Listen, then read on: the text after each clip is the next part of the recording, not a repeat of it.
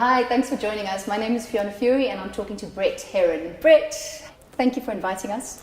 Yes, well. I invited myself. But thank you for talking to us, because so much has happened, well, over the last few months. But really, let's start with the last week. How are you feeling? I have probably not felt better in a very, very long time. Yeah. I feel honest. I feel myself. Yeah. And funnily enough, I was driving back from a weekend away, listening to the radio, and on came Bob Marley's Redemption song. And there's this beautiful line, emancipate yourself from mental slavery. And I just turned to Andre, my partner, and said, there, that's my message. It's like your theme tune at the moment. Yeah. You look literally like somebody who's had the weight of the world lifted off your shoulders. I think physically you look lighter. I feel it. I mean, I feel, the last week has been kind of the last straw. And the interesting thing is that it kind of gave me clarity about a lot of uncertainty. And so, although, I mean, there's a lot of stuff that led me to make the decision to resign from the DA and then obviously lose my seat in council, and the Salt River Market project being the final straw. Yeah. But all it did really was give me this absolute certainty that I had been lacking for a long time. Yeah. Well, I think also, you've been put forward very much as Patricia de Lille's right-hand man, because not that Patricia de Lille needs any man to help her with anything, but so much had happened with that. And also, I mean, I would imagine just that caucus for you and anyone who stood behind and supported Patricia de Lille just became a very difficult place to work.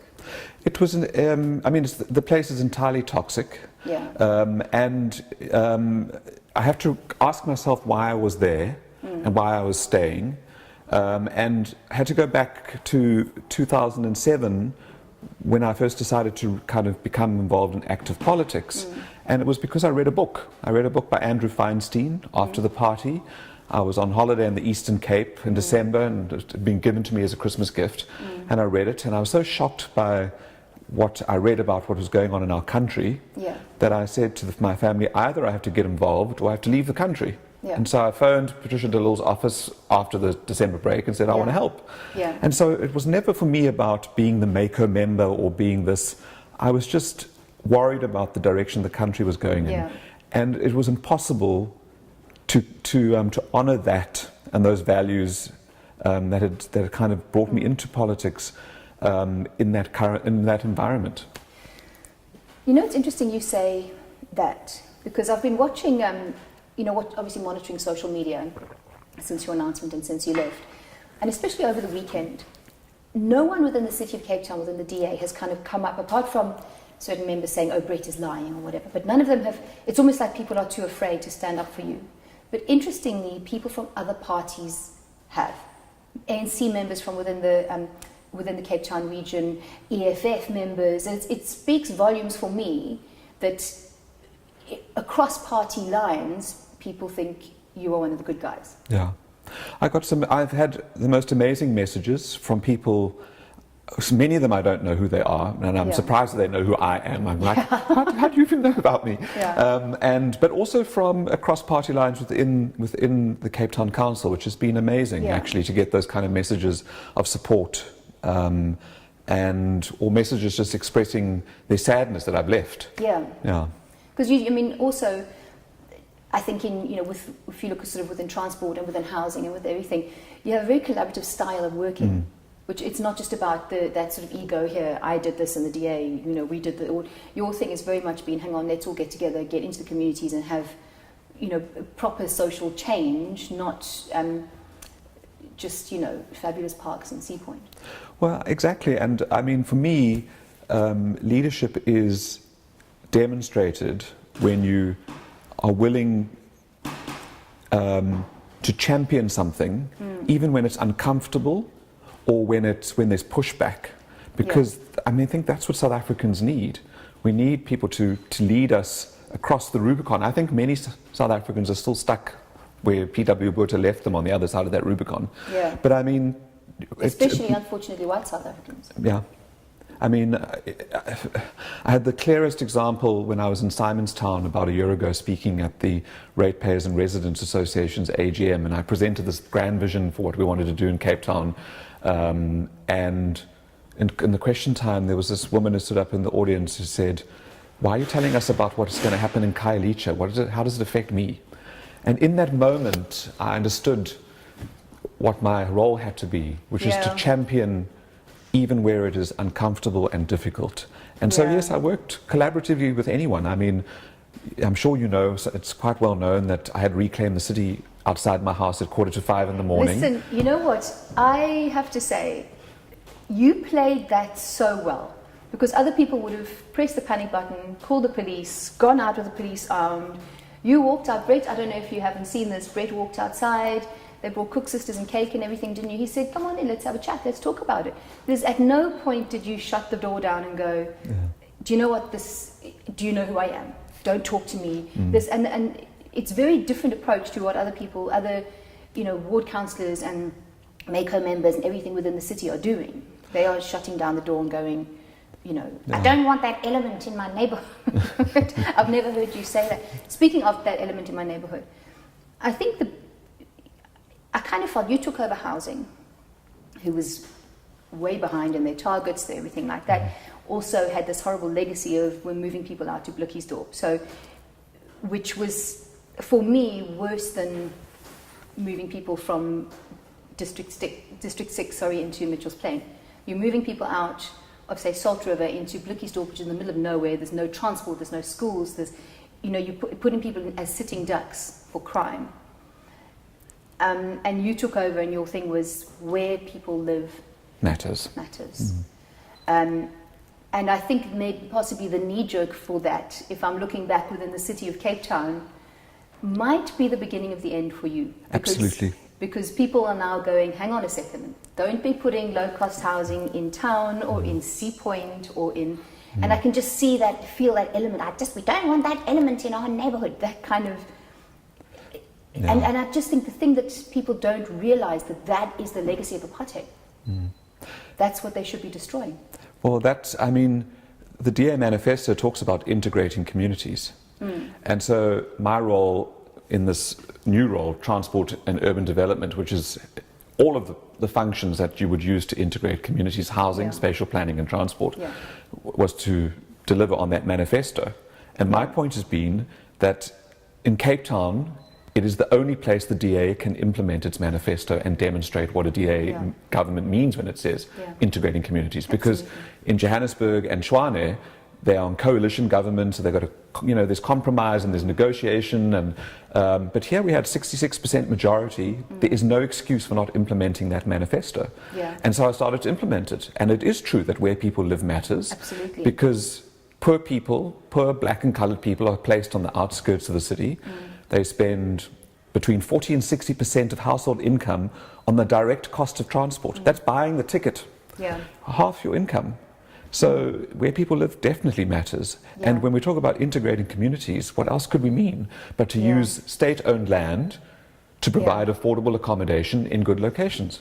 No, and also, the tragic thing for me is if you look at people like nurses, firemen, the policemen who need to travel for an hour to get to work to serve a community who first of all don't even appreciate what they do, and secondly they're spending so much money on that. Why can they not live in low-cost housing closer to where they are working? Well, I think the social housing caters for families whose income is between 1,500 rand a month to 15,000 rand per month. So you're talking about it includes state pensioners. I think that's why it was lowered. And then at the upper end, you start getting into key workers like nurses and police officers and stuff. And so these are this is rental accommodation. So it must be well located because those are people with incomes and they serve communities, as you rightly say. And then the gap market is up to 22,000 rand per month. So this project that was my final straw was a project that was an integrated development, tenure blind, so you would drive past it and not be able to say, oh, that's where the poor people live and that's where it was going to be mixed income, mixed use, tenure blind, the first of its kind in South Africa. And just to be killed by a handful of people for no good reason was just the final straw that gave me that certainty that the DA is not a future government of this country. They don't have the passion and the care for the outcomes. They can produce beautifully produced glossy manifestos. They can tweet all day long. I know I've heard journalists say that they get 20 emails a day with media statements. So they can do all that, but in reality, when you have the opportunity to show that you really care, and you really are committed to what's in your manifesto, and you don't do it, do what you say you're going to do, then you're a fake. And I'm not. Before the Salt River Market project went to the caucus, and I'd already heard in the corridors that the ward council and his group was lobbying to block it. I had to say to the staff in my office that if this project is stopped, I have to resign. Because I can't continue to meet with communities and promise them that we are doing everything we can to address affordable housing and we're rebuilding it. When we're not really. Well, next time, Reclaim the City, meet outside. They're not going to meet outside with cook systems. It's going to be with eggs in your house. But, we talk about the DA, obviously within the city. I'd like to, just hear your opinion on the broader DA, because obviously we've heard, anyone who lives, you don't even have to be watching the news to hear about the whole drama with what they did to Patricia de Lille, and, now there's so many other ward councillors and DA members and MACO members walking out. And unfortunately, most of them are black and coloured and saying, we have been badly treated. We are being spoken over in meetings. We are not being listened to. We know that the DA caucus in Cape Town is toxic. When you look at the broader DA on a national level, do you think that's filtering through, or do you think it's just, do you think the DA has its own little horrible pocket in Cape Town, or what do you think on a national level?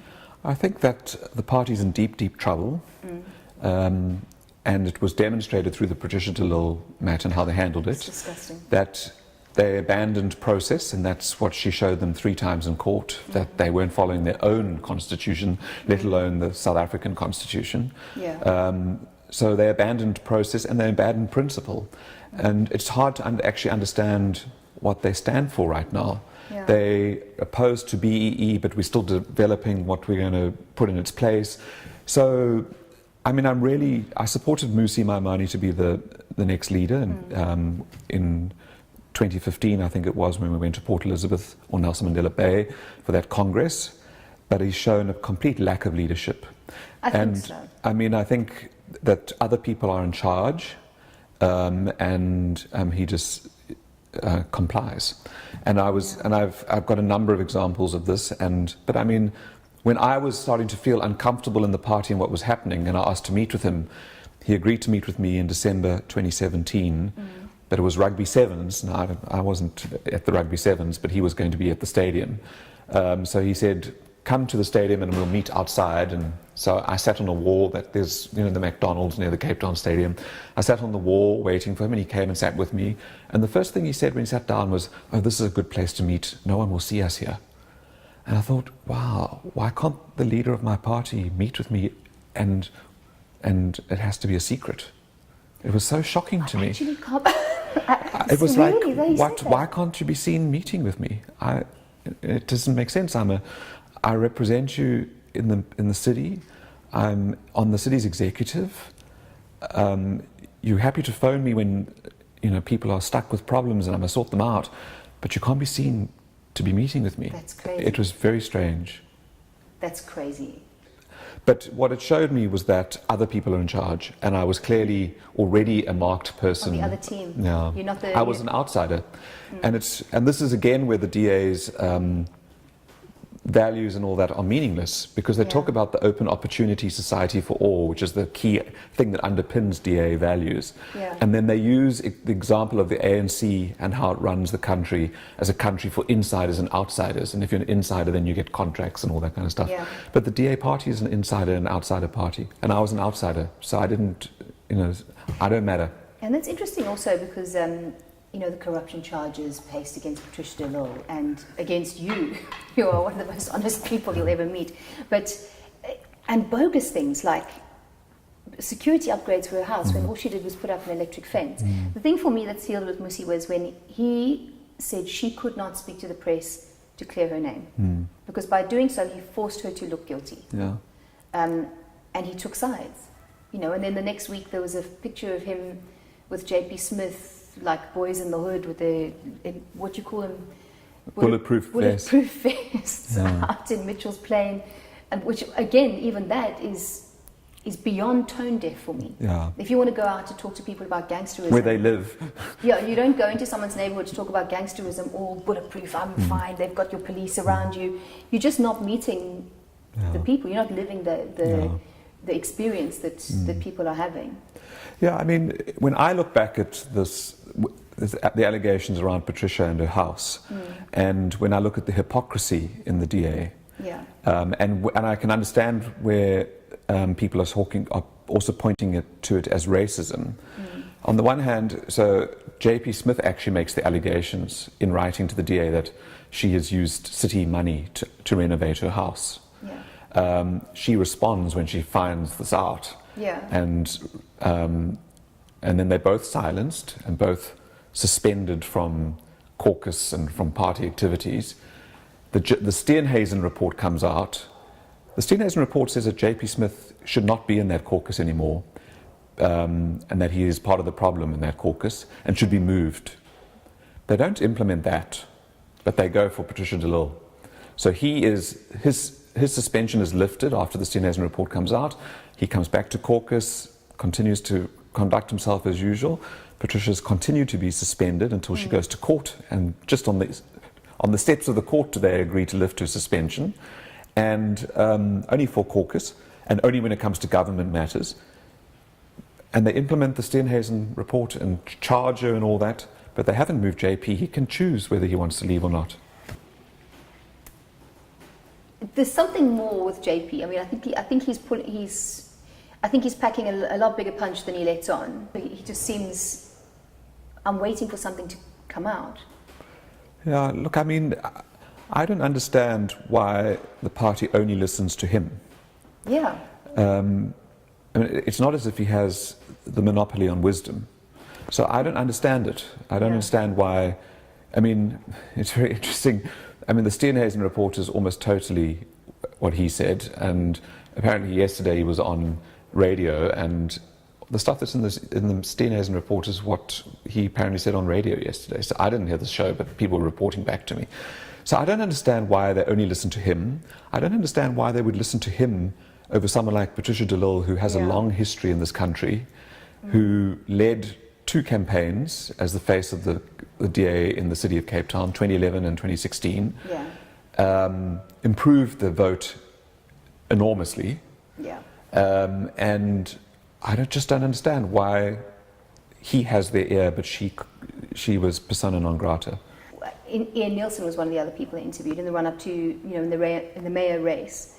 And I asked him, like, why, do you and the group who have done so much to tarnish this woman's reputation, who has been a struggle hero in this country, do you feel any remorse? And he was like, no. He basically said, no, she was horrible to us, and she was very rude to people. And so, I mean, essentially, they did it because she was mean to them. She was mean to us. And then I followed that question. I said, but do you not realize that you got that 66% because Patricia de Lille ran that campaign? Because people were voting for Patricia de Lille. And he shouted at me. He's like, that's nonsense. You can't prove that. And I was like, well, I believe it. So honestly, he got very, very defensive and very gone. I just thought, dude, what planet do you live on that you think people didn't vote for her? people voted because she was put forward as the mayor. Yeah. Look, I mean, there's no doubt the DA has its own following. Yeah. But, you know, in 2006, they didn't have a majority. No. 2011, they had 61% of the vote. 2016, after she's done a full term as mayor, the only person since 1994 to have done a full term as mayor, she gets 66.6% of the vote. Yeah. I was a campaign manager, so we worked day and night crisscrossing this city, promising people that we were going to deliver on that manifesto that we held up. And I still don't understand the political strategy of trying to remove her and then replacing her with Dan. Was that the plan all along? Doesn't make sense to me. Maybe he doesn't argue. Maybe he's not as mean to people. Maybe. Well, speaking of, well, actually, no, I kind of feel like all of you who've left the DA, especially the Cape Town caucus, must start to kind of hashtag Me Too.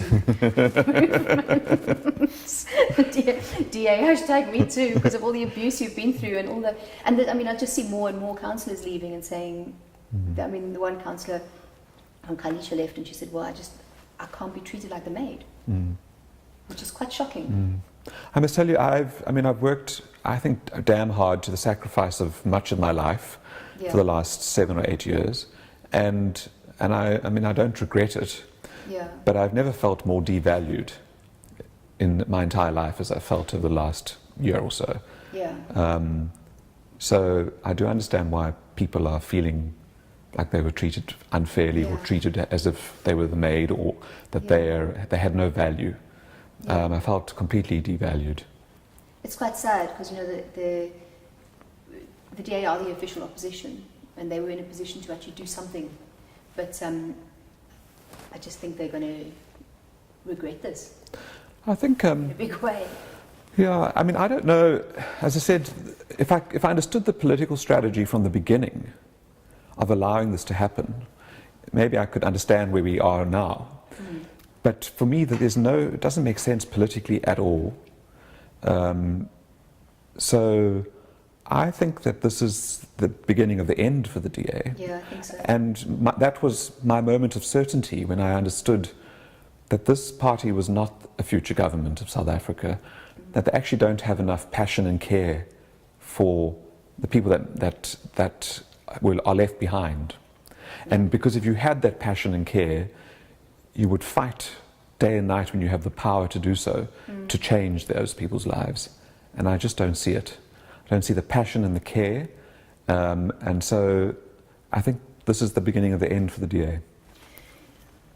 What is next for you? Have you had a chance to even think about it? Because I know it's all probably been quite sudden, so you're probably going, hang on a second.